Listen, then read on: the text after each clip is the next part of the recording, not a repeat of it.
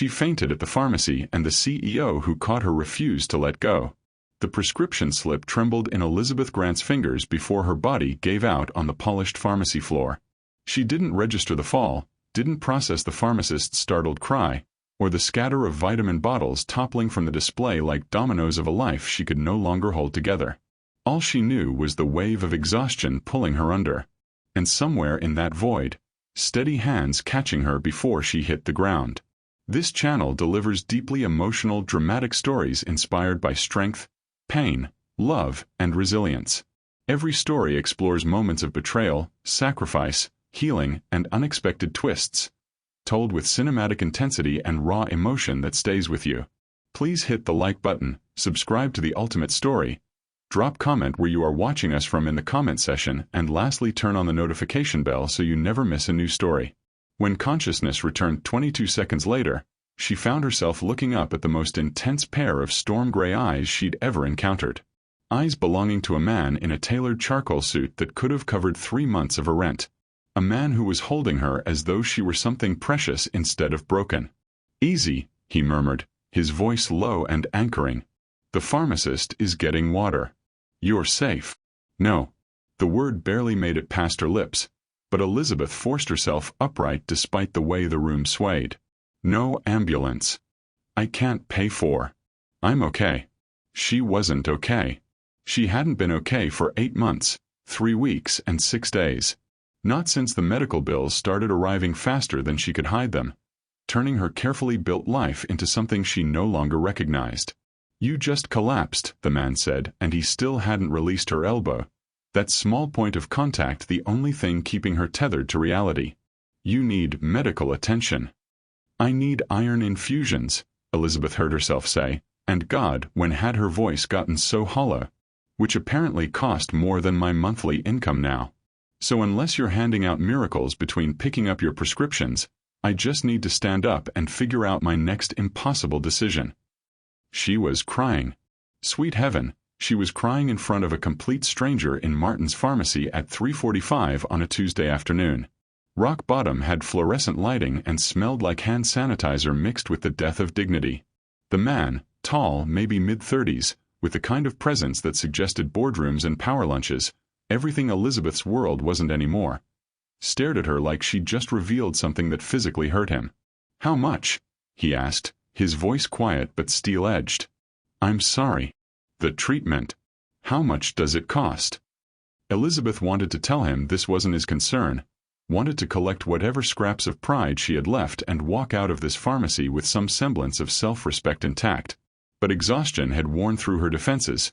Fear had carved out the space where strength used to live, and she was just so tired of carrying this alone. $2,800, she whispered, the number catching in her throat. "For the iron infusion therapy. My insurance rejected it because there's supposedly a generic alternative, but that alternative doesn't address my specific anemia. So basically, I either find the money or I end up back in the ER within a month, racking up bills I'll never escape." The man's jaw tightened, something flashing across his features. Recognition maybe, or memory, or the kind of rage that comes from watching an injustice you can't ignore. He turned to the pharmacist hovering near the counter, pulled out a black credit card that caught the light like a weapon, and said 3 words that changed everything. "No." Elizabeth's voice came out stronger this time, even as she struggled to her feet. "Absolutely not. I don't even know you. Williams Pierce." He extended his hand like they were at a networking event instead of in the wreckage of her dignity. "And now you do." She didn't take his hand. Couldn't. Because if she did, if she accepted this kindness from a stranger with storm gray eyes and a credit card that didn't flinch at 4-digit transactions, she might shatter completely. "I can't let you do this," she managed, though her legs were still shaking, her vision still spotty around the edges. "It's too much. I'll figure something out. I always do." "When?" The question was gentle but unrelenting. "When you're unconscious in an ER instead of a pharmacy. When the bills are 10 times higher and you have even fewer options." Elizabeth opened her mouth to argue, but Williams was already at the counter, his card in the reader, his signature a confident slash across the digital pad. The pharmacist, Margaret, whose face Elizabeth had memorized from a dozen humiliating visits, looked between them with something like wonder. "Your prescription will be ready in 15 minutes, Ms. Grant," Margaret said softly, and there was no pity in her voice, just relief. "Do you want to sit down while you wait?" "I should go." Elizabeth's words tumbled out in a rush. "I'll come back tomorrow. I'll figure out how to pay him back. I can't." "You can barely stand." Williams's hand was back on her elbow, steadying her, and she hated how much she needed it. "Sit. Wait for your medication. Then I'm driving you home." "You're not driving me anywhere. I'm not letting you pass out on public transportation either." They stared at each other, wills clashing in the fluorescent-lit aisle of Martin's pharmacy. Elizabeth saw something in his eyes then, beneath the expensive suit and the easy authority, something raw and desperate and familiar. He wasn't doing this because he pitied her. He was doing this because he needed to. That realization scared her more than the fainting spell. "Fine," she whispered. "But just a ride. Nothing else." Williams's shoulders relaxed fractionally, though his grip on her elbow remained firm as he guided her to the waiting area.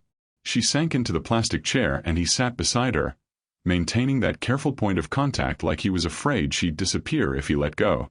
"Thank you," Elizabeth forced out, the words like broken glass in her throat. For paying. I'll figure out a payment plan. Every month, I can probably manage $50, maybe $75 if I..."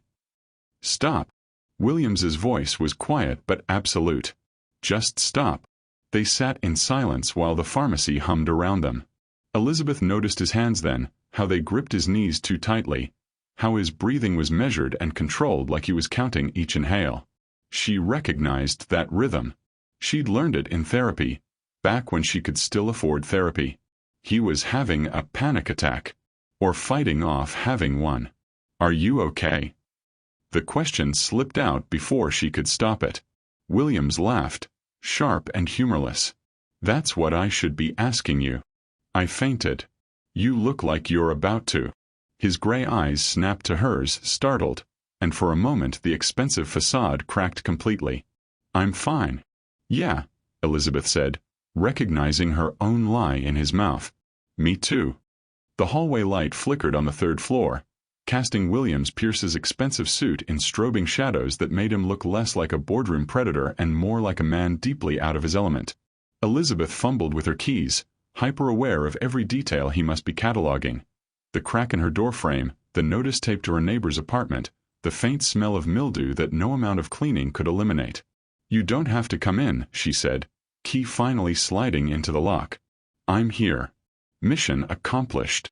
But Williams was staring at her doorknob with an expression she couldn't quite read. "Your lock is broken." "It's temperamental. It's a security risk." Elizabeth pushed the door open, exhaustion overriding embarrassment. "Add it to the list." She meant it as a dismissal, but Williams followed her inside anyway, and she watched her studio apartment shrink to the size of a confession booth under his presence. 300 square feet of carefully managed survival, a Murphy bed she never bothered to fold up anymore, a kitchenette with a hot plate and a mini-fridge, a desk drowning in paperwork she'd organized with the precision of someone who'd lost control of everything else. William stood in the center of the room, turning slowly, and Elizabeth saw her life through his eyes. The medical bills sorted into labeled folders on the desk, urgent, red, payment plan, yellow, collections, blue. The meal prep containers stacked by date because planning 3 days ahead was the only way to manage her condition on $40 a week. The vision board on the wall she'd made 2 years ago when she still believed in futures. "This is organized," he said finally. "Not this is small, or this is depressing, or any of the other observations that must have been crowding his mouth. Just that one word, organized. Control what you can control," Elizabeth heard herself say, the mantra she'd repeated 1,000 times when the walls closed in. "That's what my therapist used to tell me. Before I couldn't afford her anymore." She shouldn't have said that. Shouldn't be standing here in her bright yellow dress, the one cheerful thing she owned, letting a stranger inventory her failures. But something about Williams Pierce had bypassed all her usual defenses, and the words kept coming. "I was a nutritionist," she continued. moving to the kitchenette just to have something to do with her hands. Had my own consulting practice. Helped people design meal plans for their medical conditions, taught corporate wellness workshops, wrote a blog about eating healthy on a budget. She laughed. Brittle. Ironic, right? I knew everything about managing chronic illness through diet. Just didn't factor in that the treatments would bankrupt me before the food could help. Williams had moved to her desk, his attention caught by the spreadsheet she'd left open on her ancient laptop. Her job search tracker. 247 applications sent, 12 interviews scheduled, 0 offers accepted. Why 0? He asked, pointing to the last column. Elizabeth filled a glass with water, swallowed it in 3 gulps to buy herself time. Because they all required me to disclose my condition. And once they knew I'd need accommodations, flexible scheduling for treatments, decent insurance. She set the glass down too hard. Suddenly they went with other candidates. That's illegal. Prove it. The bitterness in her voice surprised even her. They never say that's why. They just ghost me after the 3rd interview, or they offer positions with contracts so restrictive I'd be fired the first time I needed a medical day. Williams was quiet for a long moment, still studying her spreadsheet with an intensity that made her nervous. Then he turned, and his expression was complex. Anger and recognition and something that looked almost like guilt. Why did you help me? Elizabeth asked, the question she'd been holding since the pharmacy finally breaking free. You don't know me. You owe me nothing. So why? Williams's jaw tightened, that muscle jumping again. He crossed to her small window, looking out at the view of the parking lot and the check-cashing place across the street. When he spoke, his voice was so quiet she almost didn't hear him. Because no one helped when it mattered. 5 words that contained universes. Elizabeth moved closer, careful not to invade his space but close enough to see his reflection in the glass. What do you mean? My sister. The words seemed to cost him. Maya. She was 16 when she died. Lupus complications. We lost our insurance when my father got laid off, and by the time we qualified for the state program, by the time we jumped through all their hoops and waited for all their approvals. He stopped, his reflection's eyes closing. The system killed her as surely as the disease. And I was 25, fresh off my first startup exit, had just made my first $1 million. But I was too late. 2 weeks too late. Elizabeth's breath caught. Williams. So when I saw you standing at that pharmacy counter, he continued, his voice rough, when I heard you tell the pharmacist you'd come back tomorrow, that you'd figure something out, I saw Maya. I saw every phone call we made, every bureaucrat who told us to wait, every day we lost while she got sicker. And I thought, not again. Not if I can stop it. He turned then, and the raw pain in his storm-gray eyes made Elizabeth's chest ache. This wasn't about pity. This wasn't about charity. This was about a man trying to save his sister 10 years too late, over and over, in every stranger's face. I'm sorry, she whispered. About Maya. I'm sorry about your practice. About this. He gestured at the apartment, but she knew he meant bigger things. The broken system, the impossible choices, the way survival had become a luxury good. The internet knew Williams Pierce intimately. Elizabeth fell down the rabbit hole at 7:47 p.m. and didn't surface until almost midnight, her laptop screen casting blue light across her darkened studio. Forbes called him the grief tech prophet, a 35-year-old CEO who'd built Pierce Technologies into a billion-dollar empire by revolutionizing employee wellness programs. His company's flagship product was an AI-driven mental health platform that matched employees with therapists, tracked burnout before it happened, and gamified preventive care in ways that actually worked. His LinkedIn showed a trajectory that would have been impressive if it weren't so clearly fueled by pain. Graduated MIT at 20, sold his first startup at 23, founded Pierce Technologies at 26. Every business decision seemed designed to fix the system that had failed his family. But it was the old interview that made Elizabeth's hands shake. She found it buried on page 7 of her search results, archived from a medical ethics journal's website from 2015. The headline read, "Young tech entrepreneur speaks out about healthcare inequality after sister's death." The photo showed a Williams Pierce she barely recognized, 25, raw with fresh grief, his expensive suit not quite hiding how hollow he looked. And the quote they'd pulled for the header punched her in the chest. The system killed her as surely as the disease. We had the technology to save her, the medications to treat her, the knowledge to help her. What we didn't have was a bureaucracy that valued her life more than its bottom line. I'm going to spend the rest of my life making sure no one else's sister dies waiting for approval from someone who never learned her name. Elizabeth scrolled through the full interview with trembling fingers. The interviewer had asked about the circumstances of Maya's death, and Williams's response laid bare the brutal timeline. Father's job loss in 2008, insurance gone 3 months later, applications that took weeks, approvals that took months, a 16-year-old girl deteriorating while paperwork sat on desks. 2 weeks before a transplant list. 2 weeks too late. When asked about bureaucratic necessity, Williams had replied that it becomes murder when people die in the gap between application and approval. When asked about his new company, he'd said he was starting it because he couldn't build a time machine, and this was the next best thing. Elizabeth closed her laptop, her vision blurring with tears she'd been holding since the pharmacy. Williams Pierce hadn't helped her out of pity. He'd helped her because she was Maya, still alive, still savable. Every dollar he'd spent at that pharmacy was a dollar he wished he'd had 10 years ago. Every moment he'd insisted on driving her home, on seeing her safely inside, was a moment he'd wished someone had given his sister. She was a ghost he could finally rescue. The realization should have made her angry. Being someone's do-over, someone's redemption project. But instead, she felt a strange kinship forming. Because wasn't she doing the same thing? Wasn't every client she'd helped, every wellness workshop she'd taught, an attempt to save the version of herself that couldn't save her own health? They were both haunted. Both trying to rewrite endings that were already written.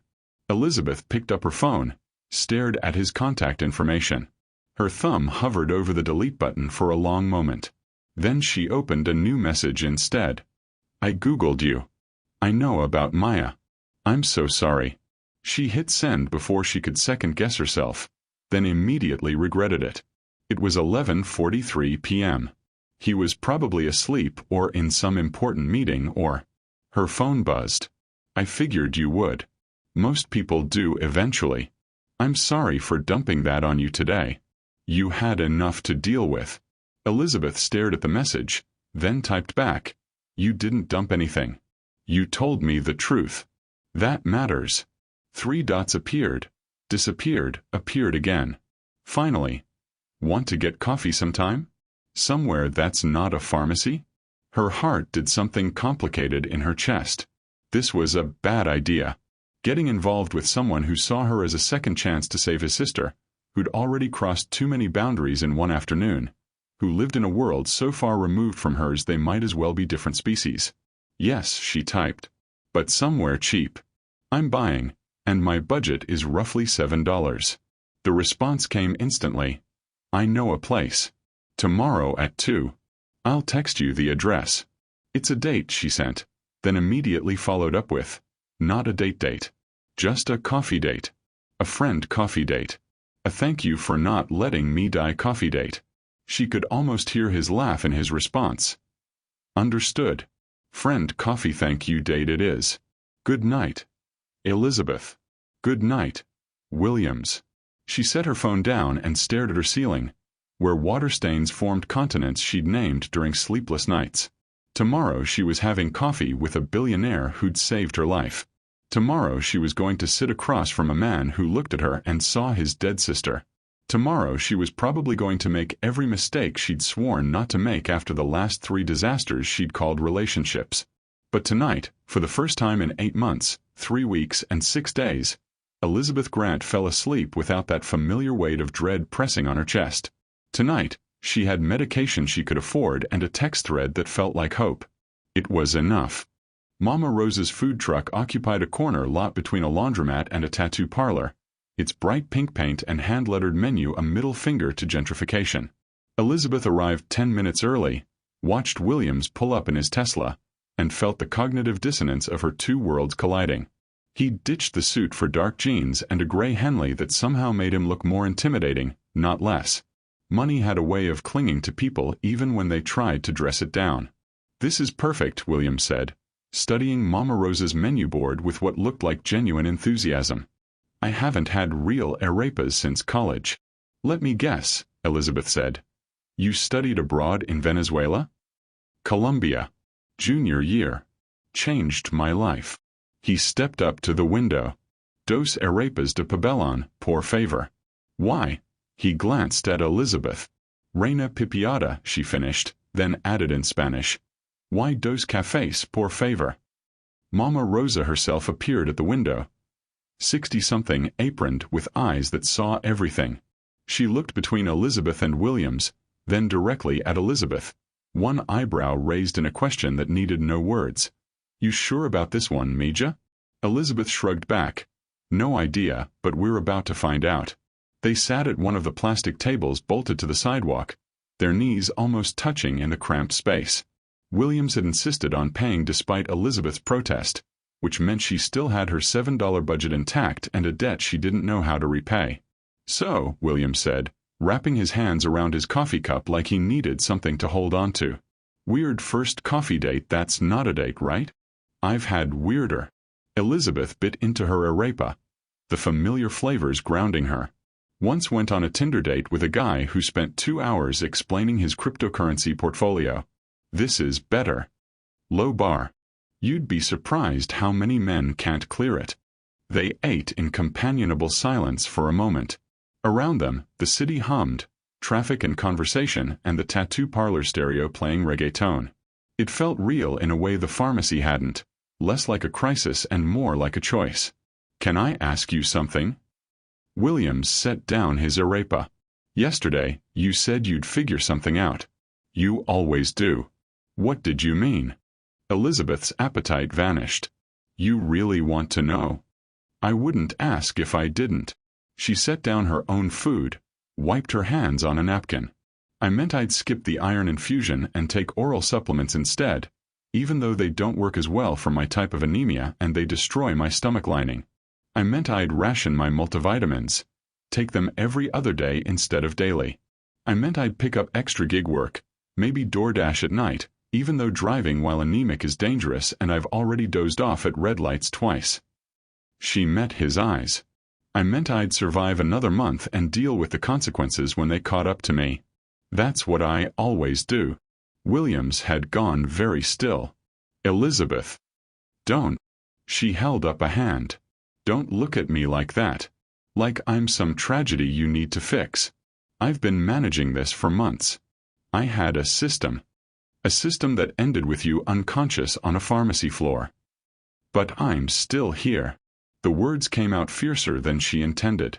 "I'm still here, still fighting, still figuring it out. That has to count for something. It counts for everything." Williams's voice was rough. "But it also shouldn't be necessary. You shouldn't have to choose between your health and your rent. You shouldn't have to ration life-saving medication like it's a luxury item." "Tell that to my insurance company." "Oh wait, they already know. They just don't care." They stared at each other across $5 worth of food, across the unbridgeable gap between their realities. Elizabeth waited for him to pull back, to realize this was too complicated, too messy, too much. Instead, he said, "I almost didn't pick up my prescription yesterday." The confession hung in the air between them. "My therapist increased my anxiety medication 3 weeks ago," Williams continued, his eyes fixed on his coffee. "I've been meaning to get it filled, but I kept not going. Because going meant admitting I need it. Meant admitting that all the money and success and control I've built still can't stop the panic attacks. That I'm still that 25-year-old kid who couldn't save his sister, just with a better suit and a bigger office." Elizabeth's throat tightened. "Williams. So yesterday I forced myself to go. Walked into Martin's pharmacy at 3:42 p.m. telling myself it was just medication, nothing to be ashamed of, totally normal and healthy to need pharmaceutical help. And then I saw you at the counter. Heard you trying to negotiate payment plans for medication that should be a human right. Watched you count out bills you probably needed for rent." He finally looked up. "And I saw Maya. Saw myself. Saw everyone I failed to help because I was too late or too proud or too broken myself. You're not broken, Elizabeth said fiercely. Neither are you. But here we are. He smiled, sad and crooked. Two people managing conditions that shouldn't define us but do. Taking medications we shouldn't have to justify but must. Surviving systems designed to make us feel like our need for help is a character flaw. Elizabeth felt something crack open in her chest. Not breaking but opening. Thank you for watching. If you enjoyed this story, please like and subscribe. Share your thoughts in the comments below. Have you ever had a moment that seemed like rock bottom but turned out to be the beginning of something beautiful? Remember, you're never as alone as you feel, and hope is always possible, even in the darkest moments. Take care of yourselves and I'll see you in the next.